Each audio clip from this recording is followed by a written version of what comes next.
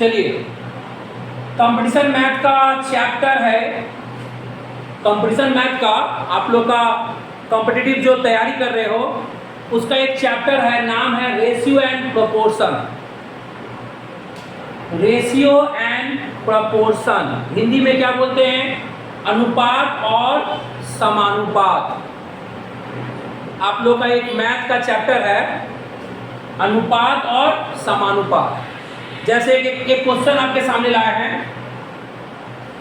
एक क्वेश्चन है आपके सामने, ध्यान दीजिएगा। ए अनुपात बी, इसको क्या बोलते हैं? अनुपात। ए अनुपात बी का मान क्या दिया है? 4:5 एवं बी, ये बी है,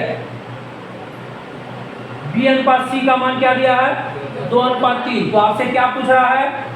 ए अनुपात बी अनुपात सी का क्या निकालना है? मान निकालो।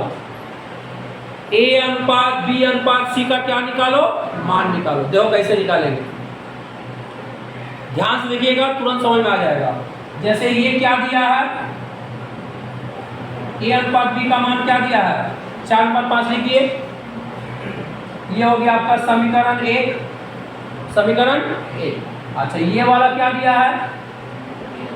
बी अनुपात सी का मान क्या दिया है? 2:3। ये हो गया समीकरण 2। ये समीकरण 1, ये समीकरण 2। कोई दिक्कत?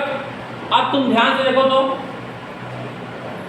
इसमें देखो और इसमें, इन दोनों में देखो तो ठीक से, कौन सा अल्फाबेट मैच कर रहा है? बताओ। अल्फाबेट जानते हो ना, ए बी सी डी, ए से लेकर जेड, उसको क्या बोलते हैं? अल्फाबेट। इसमें कौन सा अल्फाबेट मैच कर रहा है? यहाँ बी, यहाँ बी मैचिंग कर रहा है, मैच कर रहा है।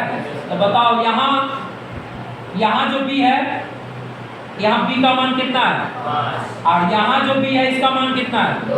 देख लो, जो अल्फाबेट मैच कर रहा है उसको ध्यान दिए। यहाँ बी का मान 5 और यहाँ बी का मान 2। एक काम करोगे, ये जो नीचे 2 है, ये जो 2 है ऊपर से गुना, नीचे वाला 2 कहाँ से गुना? ऊपर से। और ऊपर वाला 5 कहाँ से गुना? नीचे से। क्रॉस में आ रहा है, नीचे वाला 2 ऊपर से गुना और ऊपर वाला 5 नीचे से गुना। फिर लिखिए ए अनुपात बी, चलिए गुना करिए। 2 को 4 से 8, 2 को 5 से 10। फिर लिखिए बी अनुपात सी, 5 को 2 से 10, 5 को 3 से 15। गुना कंप्लीट। अब आपसे क्या पूछा था? यही ना पूछा था, ए अनुपात बी अनुपात सी। यहाँ लिखिए ए अनुपात बी अनुपात सी। चले निकालिए, बोलिए ये क्या है? यहाँ देखिए तो ये क्या है? ए का मान कितना है? यहाँ 8 लिखिए। ये क्या है बोलो?